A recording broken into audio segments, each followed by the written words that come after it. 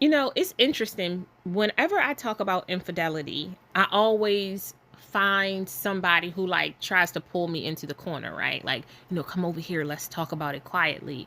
Or I'll have somebody who like starts whispering at me, right? And I had to learn one, how to read the room, because most of the people who have pulled me into the corner, it's because they want to have more information. They want to like get more information. They want to fill you out to kind of see where you are before they let go of a lot of that trauma that's stuck on them, right? But also because the word infidelity almost always causes people to stop. And then you got the nosy people who they detach their ear and put it on your ass so they can listen to what you're saying. And then you have the people who have been through it and don't really want to talk about it because they haven't worked on themselves, or they are going through it like as you're speaking to them.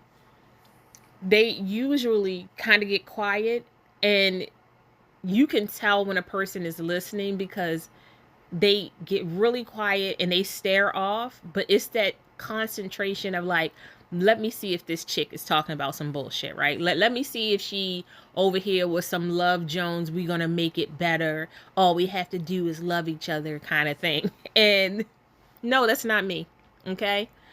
It One, love will not save your marriage. Two, your marriage will not save your marriage. Three, your kids will not save your marriage. Four, money will not save your marriage.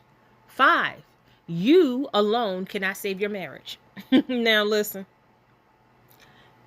I was under the belief that if you loved somebody enough and your money was right and you kind of sort of supported them, that you was going to make it work. It was going to work out.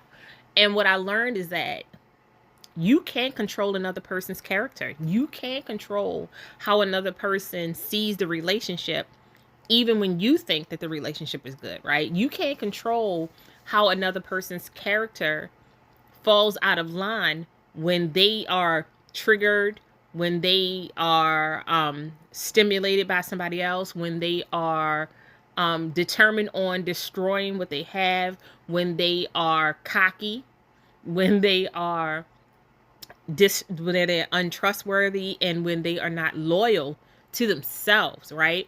Because one of the things that happens with infidelity is that the person who is the perpetrator usually starts getting suspicious of the person who they're cheating on, because they can't keep their lies straight, right? So, in order for you to be the bad guy, they have to come up with this story, whatever that story is. All right. And because they are lying, everything you say is a lie as well. Because they are being untrustworthy, you then become untrustworthy. Because they are sneaking around, then you start sneaking around, right? But it's really just a mirror. What I had to learn for myself was, I'm going to be me every day, all day. Do I have to improve some things? Yes. Have I improved some things? Yes. Because I had to get stronger for me. I had to start setting boundaries for me, right?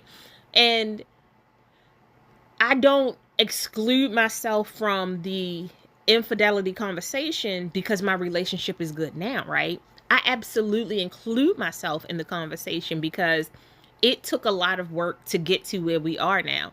And I'm not saying that everybody has to do the same thing. I'm not saying that everybody needs to stay with their person. I'm not saying that everybody has the option to stay with their person. But what I'm saying is that when we're talking about infidelity, this whole like, you fuck with me, you out. Yes. But are you healing?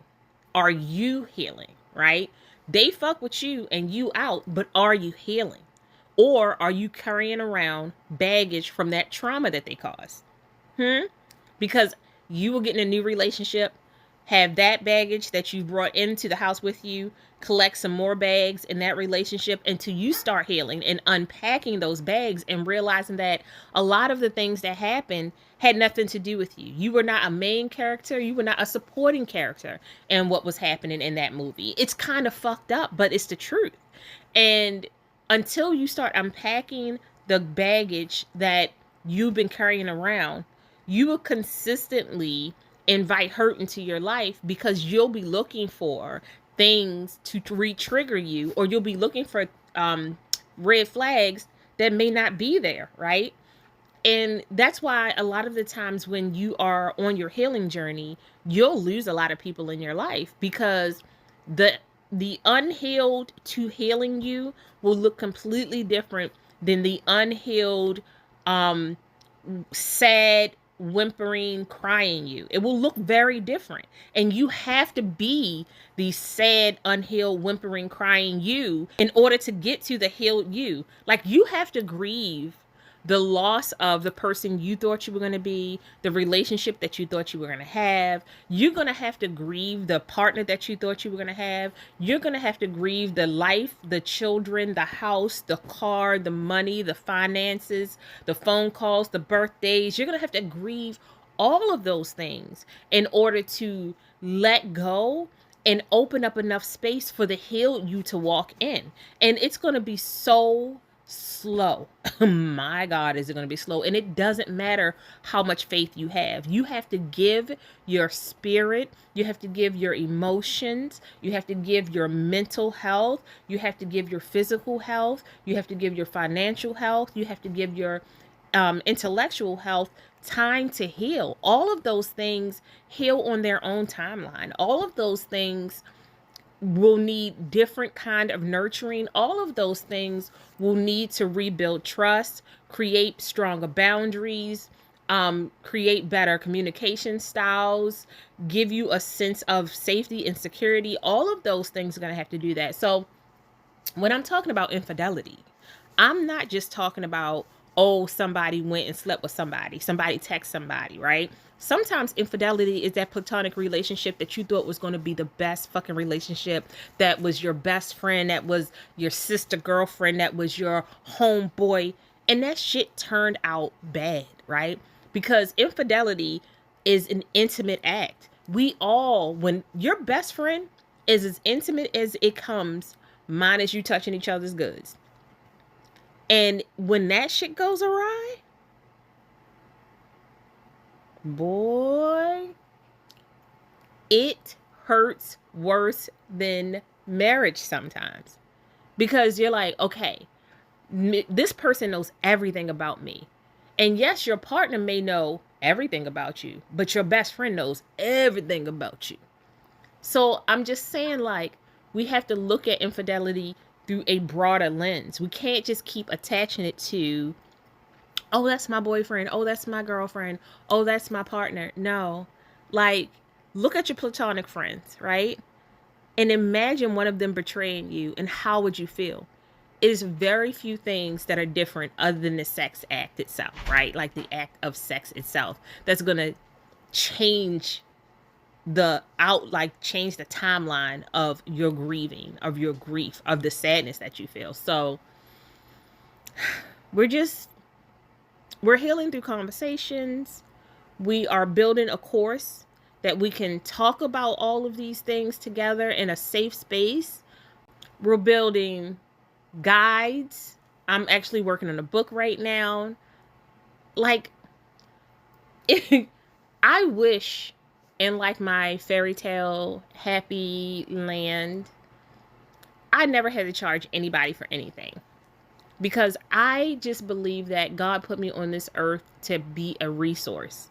He put me on this earth to be a resource to myself first, so that I know what I'm talking about, so I understand, so that I have faith, so that I have strength, so I have resilience, so that I have strength, so that I have empathy, so that I can sympathize with people, so that I have emotional intelligence, and I understand that the world will have cognitive dissonance on a repeated basis, and how to decipher what's really happening in front of me versus the life that I think I'm supposed to be living, right? But also, I'm supposed to enjoy this life and have fun and celebrate and do all the things that make my heart happy, because the happier I am, the happier the people who I touch are. The more joy I feel, the more joyful the people that my spirit touch will be joyful. The more understanding and connected I am with myself,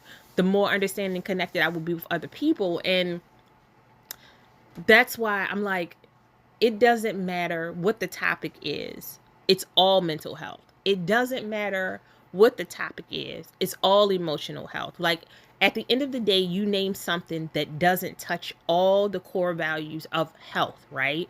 Your physical self, your emotional self, your mental health, your physical health, your intellectual health, your spiritual health. You name those things, right? And I hope I said all of them right, right? Emotional, mental, physical, intellectual, spiritual, and financial. Yes.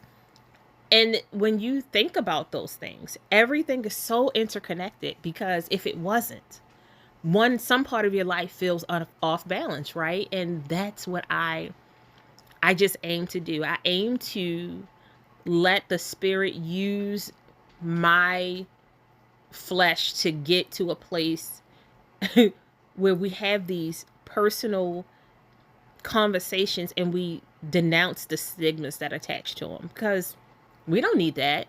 Like, I always say, like, there's a time where I'm going to be holy and there's going to be a time where I'm going to be ratchet. And we're going to meet in the middle a lot of the times where I'm going to be holy ratch. I am. Like, I'm going to give you all the word. I'm going to give you all the spirit. I'm going to love on you and pray on you. But I might twerk on your back. I don't know.